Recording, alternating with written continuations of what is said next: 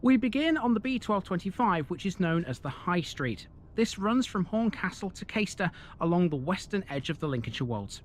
Ranby village is just within the boundaries of the Wolds, meaning it sits within an area of outstanding natural beauty. That said, the village itself ain't half bad. Our first task is to tackle Ranby Hall, a Grade 2 listed brick country house dating from 1868. It sits within an enclosure surrounded by trees at the entrance to the village. It's the biggest and most important property here, but its situation makes it difficult to film. It's private property and it can't really be seen from either the High Street or Top Lane, the road into Ranby. So with that in mind, here's a bit about the hall and its importance in pictorial form before we get the boots on and begin walking properly. Ranby Hall has had several notable people reside within its walls. This mansion was originally built for the Otter family of Clayworth, Nottinghamshire in 1868. In the early 20th century, it was in the possession of two people with very long and posh-sounding names. Firstly, in 1905, it was occupied by Lieutenant Colonel Rowley Richard Conway Hill, and then in 1919 by Lord Charles Cavendish Bentinck. It became a rectory soon afterwards, and in 1933 it was lived in by the Reverend John B. Hagar. Although it was built in the Victorian period, the house is late Georgian architecturally, with a pedimented front and a porte cochere. That's a French term which means a covered entrance. Usually a porte cochere is large enough for vehicles to pass through and typically opens up into a courtyard.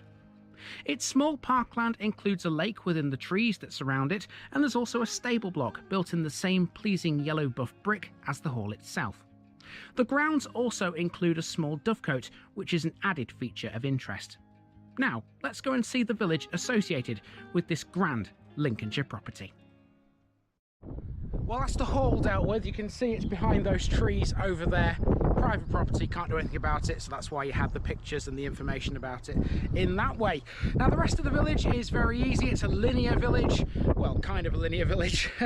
We start at this massive green here with these beautiful trees on it. We're going to walk around this green and then head through the village. Again, like I said, it's linear, so it's just a simple case of walking from one end to the other and see what it's got. Let's go. The village green, with its several tall and ancient looking trees, is a welcome sight as you enter Ranby. This is the sort of thing we can come to expect as we dive deeper into the Wolds.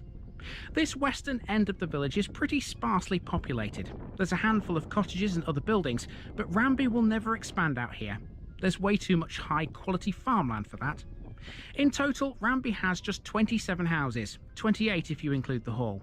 That makes it more than double the size of Great Sturton, but it's still a mere speck on the Lincolnshire landscape.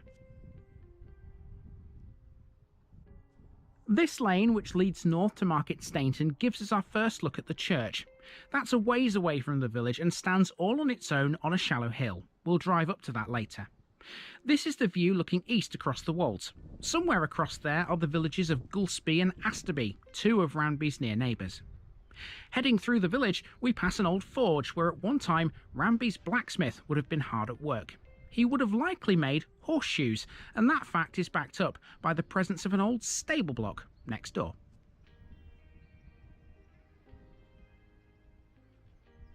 Ranby's history is not very well documented, but it's hard to look past its rural roots. For sure, this is a village that's never known anything else but farming and the associated trades, trials and tribulations that come with it.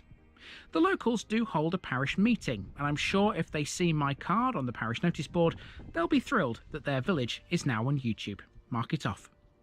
Visitors to Ranby can make use of this board. Here, there's a map showing the location of all 27 houses. One of them is a former school. My sources tell me it was built before 1900 and it could hold 104 children. Over the road is Ranby Hall Farm, which would have once been associated with the mansion we covered earlier. Ranby Hall Farm is 19th century and built around a courtyard similar to the ones we met at the Manor Farms in Great Sturton and Langton. There is, however, more than one farm in this place. Ranby Grange is run by the Needler family, well known and respected across the UK as leading breeders of Lincoln Red cattle. Their Walmer herd, based here at Ranby, has produced prime beef for decades. It currently consists of around 70 breeding cows, bulls and heifers. The Ranby Lincoln Reds can trace their history back to 1946, when Hedley Needler began the herd and set up at Warmer House Farm in South Killingholme.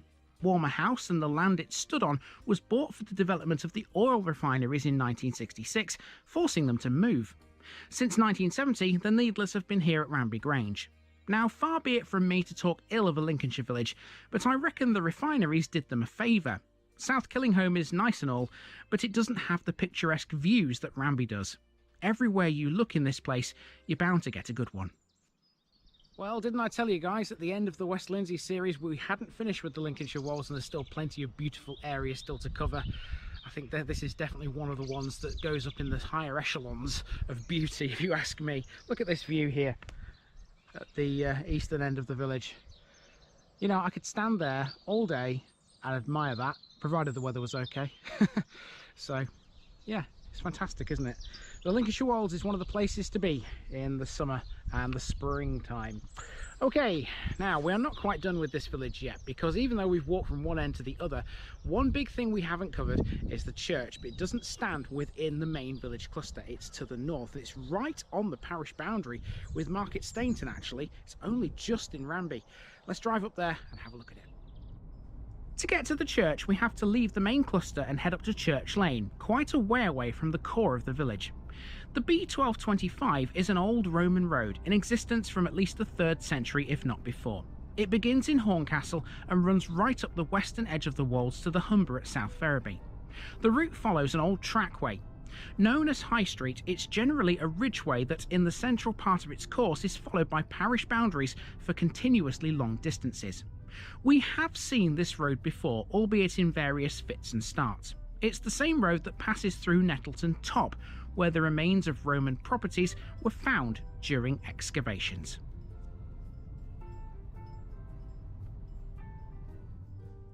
The parish church, another Grade 2 listed building, is dedicated to St Germain or St Germain, depending on your preference of address. This one dates from the 12th century, although it was rebuilt in 1861 by, who else, James Fowler of Louth. He reused a lot of fragments from the previous church to do so. The building is full of features both internally and externally.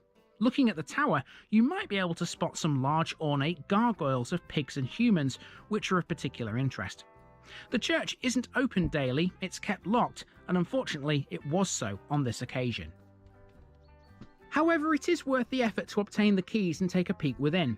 Inside you'll find a richly mounted vestry fireplace, a 19th century tie-beam roof over the nave, and a wagon roof over the chancel. It's also got 19th century pews with small doors.